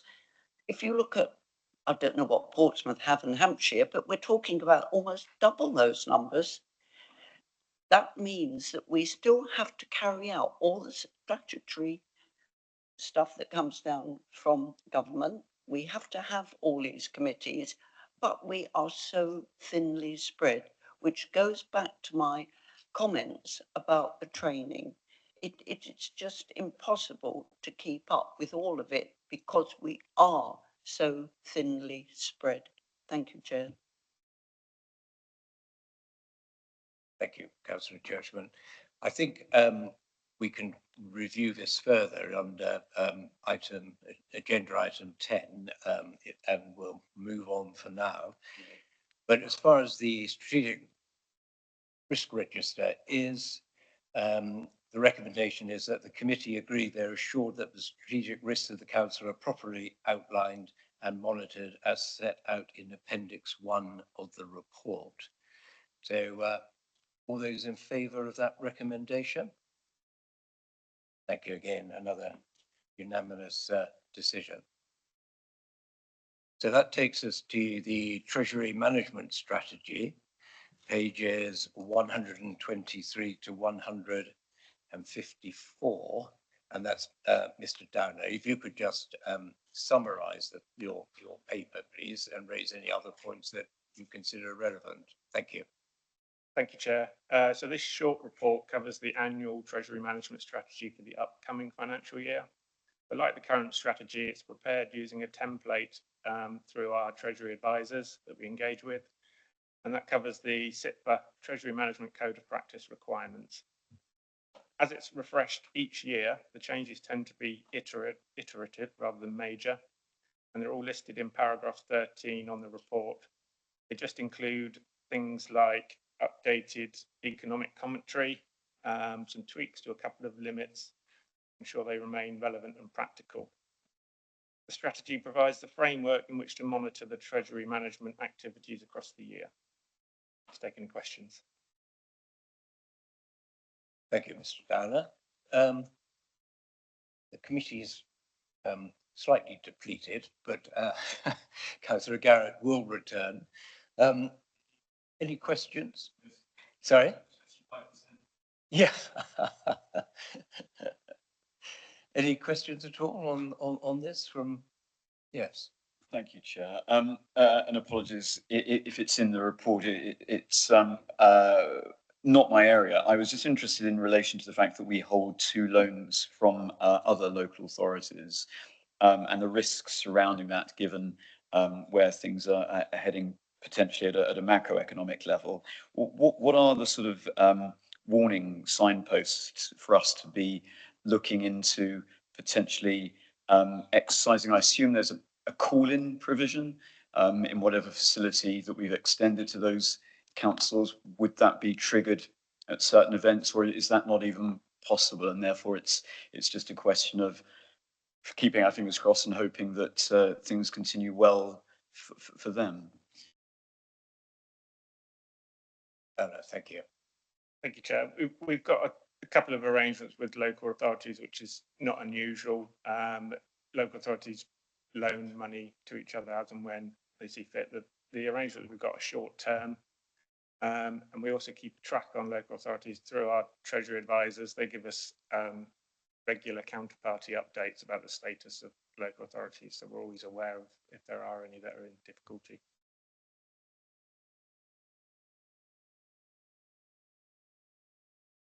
Any further questions at all? So in that case, I think we're simply noting this one. Is that correct, Megan? Adopted. Oh, to be adopted. Okay. So all those in favour of adopting this plan and the recommendation? Thank you. So that's unanimous again. Takes us to the Treasury Management Report, item 9 at pages 155 to 176.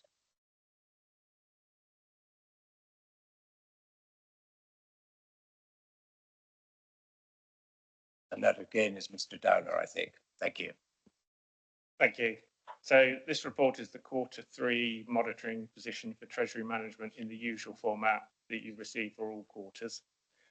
And it links back to the current 25-26 Treasury management strategy that we had here in last March. So during the quarter, the council operated within the parameters of the strategy throughout, other than one voluntary adopted measure where the immediate cash available was below target as at the 31st of December. This was not considered unusual as cash fluctuates depending on the timing of income and expenditure. There's often timing uncertainty around the holiday period with bank holidays, etc. across that period. So other than that, it's kind of business as usual report. Thank you, Mr. Downer. Any questions from the committee?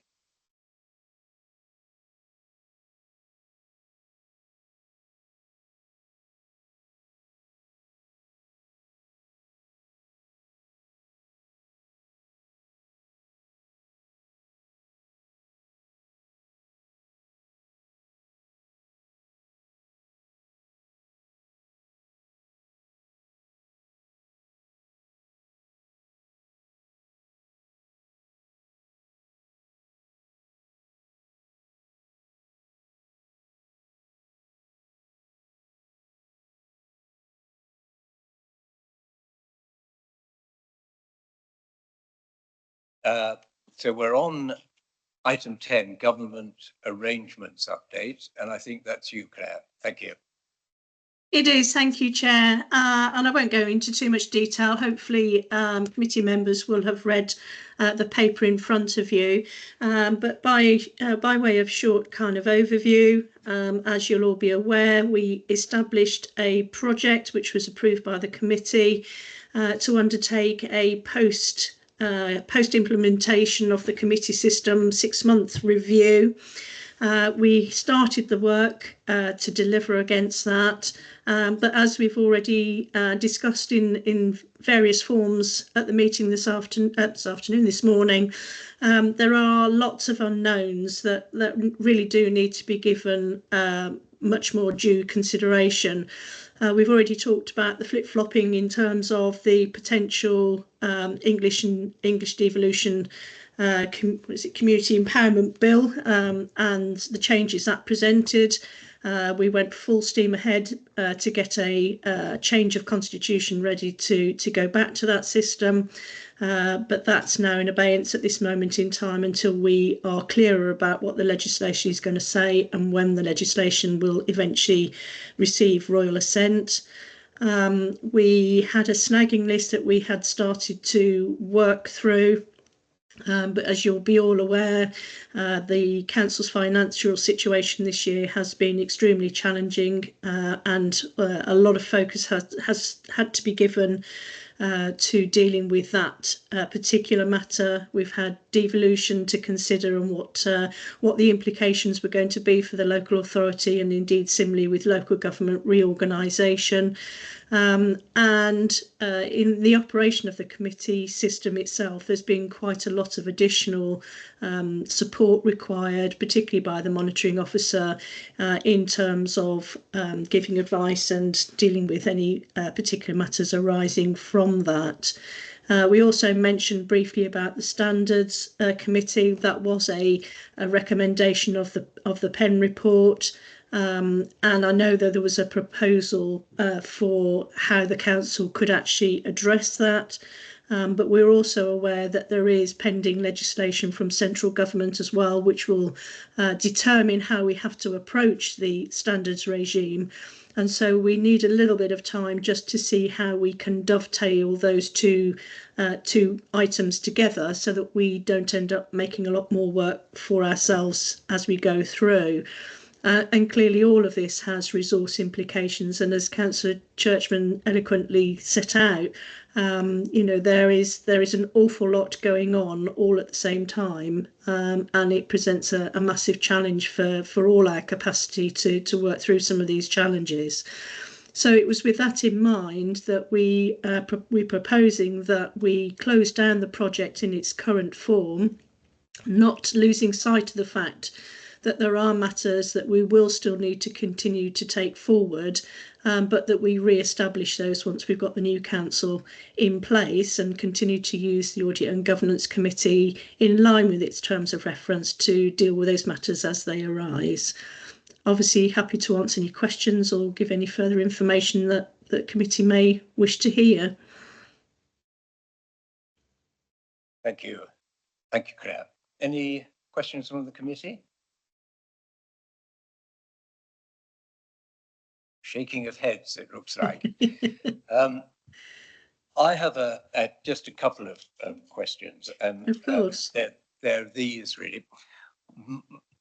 My concern is, and I entirely understand why this concern has arisen, as it were. My concern is this, is that the uncertainty that's been created by government legislation and regulations, and the uncertainty as to when those regulations are going to be brought in, has made the position very difficult because, in my opinion, and I think you're aware of this, there are changes that we need to make to our constitution. And that, in my view, some of those changes, particularly, for example, one or two relatively small points, but significant from an operational point of view on the planning protocol, need to be taken, need to be made, some revisions. And the difficulty is that we're sort of in limbo. So we still have to, by putting this on the back burner, we're going to be operating without the necessary changes having been made for a period of time. And that's, I think, a cause to some extent of concern. How we can approach that, I don't know, but it might be helpful, because this is the last formal meeting of this committee. But I think that it might be helpful for us to give some suggested, for officers to give some suggested changes that whoever's here after the elections might like to cover in some detail. Because there are going to be a lot of challenges for new councillors, and maybe that could be discussed. I'm not keen on increasing the number of committee meetings, but I do feel there's unfinished work to do, and I am a little concerned that that hasn't been attended to. Not a criticism, because I understand the situation, and I wondered if we would benefit from an informal meeting of the committee to discuss those in a little greater detail. And then those, we could keep the minutes of the informal meeting, and we could then send those, make sure that they're available to the new administration. But I do feel that there are aspects of the constitution that does need changing, and that it may be difficult to wait too long, quite frankly. So, Thank you, Chair. I'm happy to answer if that's okay. I absolutely agree. It's not our intention that we will stop doing anything between now and the elections. We had proposed that there was work that we could continue doing. And if the committee would like to have an informal meeting to go through those as we start to work through them, I'd be more than happy to organise that. In fact, I would find it incredibly beneficial to have input in readiness, as you suggest, for things to go forward to the next formal committee meeting when it sits. thank you, Claire. I think that would be helpful. Do we have a general consensus that would be helpful? I feel that it would be. And there's a nod of all heads, so that would be very good. I'm more than happy to organise that. Yeah. Thank you. Look forward to that. Thank you. Are there any other questions on this topic?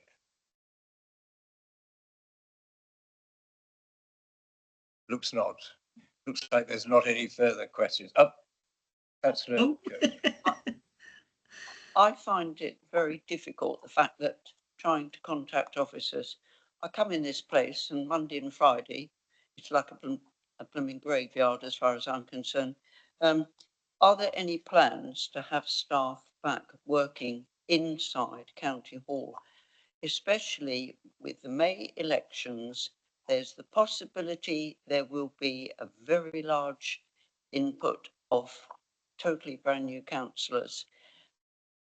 And quite frankly, I feel a bit sorry for them, because they will somehow have to negotiate around a system and a staffing of which they will have no conception. A lot of them probably don't even know how a council runs. I hope I'm wrong, but this scenario could happen. And I would like to know if and when County Hall is going to be peopled again. Even if it was Monday to Thursday, it would help. We have this enormous building which we are heating and lighting, and I think there is nowhere on the island that is more than half an hour, 35 minutes from County Hall. Newport is in the middle of the island. Therefore, I cannot understand why the place is empty, in my opinion. And compared to when I first got elected in 2005, it is just, I'm sorry, but I just do not feel it's adequate enough. Thank you, Chair. Thank you, Councillor Churchman. I'm not sure I think it's perhaps, unless anyone wants to comment, I think perhaps your comments are well made and will be recorded in the minutes and hopefully acted upon. Thank you.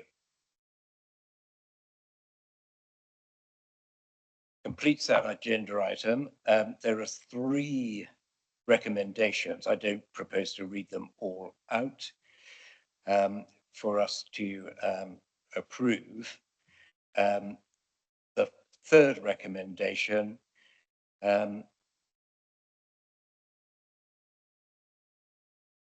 has been modified slightly, I suppose, in the sense that we are going to have an informal meeting, but that what changes actually take place will be considered by after the elections, and that our informal meeting may or may not assist them, but at least we're going to have a informal meeting to look at the changes that can be made and deal with it in that way. So we have a show of hands, please, on whether or not we accept those 3 recommendations. All in favour? Again, there's no disagreement today. Thank you.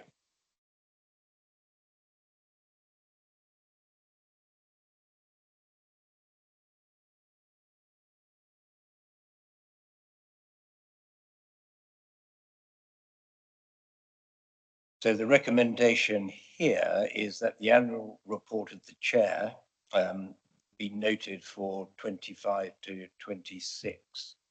And then the report is over the page. I don't propose to say a great deal about it, frankly. What I've sought to do is simply set out, say, by way, I hope, of helping. Paragraphs 1 to 8 set out the background and the functions of this committee. Pages 9 to 11 set out the way in which the committee performs and discharges its role. And I've made a special reference, which we've dealt with today, really, to the February 2026 meeting submission of annual accounts. So I'd ask you to, much of it is, shall we say, a standard report, simply showing how this committee, through support by the auditors, through support by officers, through discussion and things of that nature, and its meetings, complies with its role as being a check, as it were, on the proper audit and governance of this council. So if there's any questions, I'll do my best to answer them. Otherwise, I would look for a vote. Oh, lots of questions. It's going to be slightly rhetorical because I'll phrase it as a question. would you be prepared to accept the thanks of this committee for your service as chair? Having been a former chair, there's a lot to get your head around I always likened it, I think Mrs. Goodwin might remember that I said the first year is just finding out where the coffee's made and how to use the photocopier kind of thing. But that trivializes something which is really important, and you've had to get to grips with that. And you've withstood the pressure of the proportionality arrangements trying to remove you a couple of times as well, Chair, which thankfully we as full council have resisted. It is a difficult role. I can see from this position and my own knowledge of the role that you have thrown yourself into it with due diligence. You have challenged all of us, I think, but in good faith. And I absolutely do accept that. So your report is quite right in the way it sets things out. And you're quite right in your future activities, 29 to 31, in setting whoever is here, whoever sits on the Audit Governance Committee will have to have those things in mind. So that was my question. Would you be prepared to accept my thanks to you for your service as chair? I'm always prepared to accept thanks. No, it's on a more serious note, it's very kind of you, Councillor Garrett. And I have to say that I have found being chair quite challenging. And I think particularly challenging because rather unusually I came to the committee as chair, and so I didn't have a period really of settling in much to the committee. So I have found it quite challenging. I've tried my best to chair the committee and to look at the consequences of chairing the committee and of various reports, but it has been a challenging but worthwhile experience. So thank you for that. And Councillor Churchman. I would like to endorse Councillor Garrett's comments, but what I would like to suggest is I wasn't going to bother to read it last night because by the time I got to page 190, whatever it was, I'd almost had enough. But I did read it and I thought to myself, this is what should be issued to every new committee member for audit in the coming year after after the May elections, because I thought perhaps it's your barrister training, but I thought it was very well written, very well put. And as I said, I would recommend that if you give this to an audit committee, then they might begin to understand exactly what is involved. Thank you, Chair. That's very kind of you also, Councillor Churchman. Thank you. Councillor, you don't feel obliged to. I would be remiss of me if I weren't to echo my colleagues and speaking as 25% of the committee, I feel that I should certainly do so. So I think that's unanimous support and wholeheartedly deserved. Thank you very much. I should say that I'd like to thank as well the committee for answering and understanding why I ask certain questions, and for your, as ever, diligence and help throughout the relatively short time that I've been the chair. So thank you to the committee. And I would also like to thank officers, and in particular, if I may, Lizzie and Geraint, who have assisted me a great deal, have understood, quite frankly, that I came to this committee very newly, as it were, and they have helped greatly, and indeed helped me considerably with my report. So I'm grateful for that help and assistance. So thank you for that. So if we can, please, to receive and consider. So it's a question of just noting my annual report, I think. So we'll take that as noted. Thank you very much. I'll move to review of the Constitution with any verbal update from the chair. I think we've really dealt with that under the other agenda items. And I don't have any specific updates as to changes because we've heard from Claire that it's been put on the back burner for the reasons that have been said.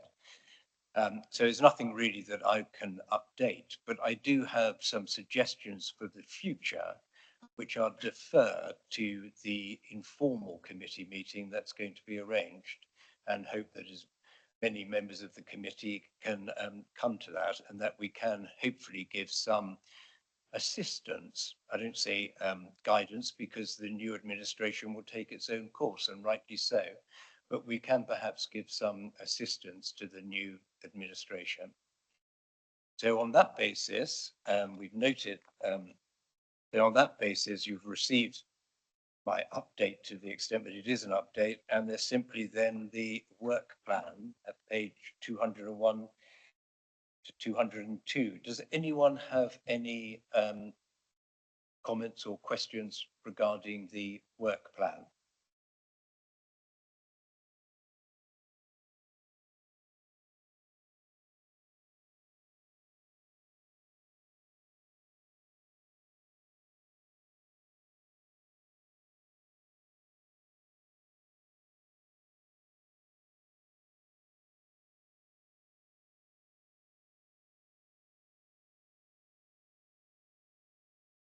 Seems not. So we've considered and noted the work plan, and that's the end of tonight's meeting. So thank you to everyone for your attendance and for your help, and not too long a meeting in all the circumstances, 12:16, so not too bad. So thank you very much. I don't like banging this thing, so that's the end of the meeting. Thank you. Thank you.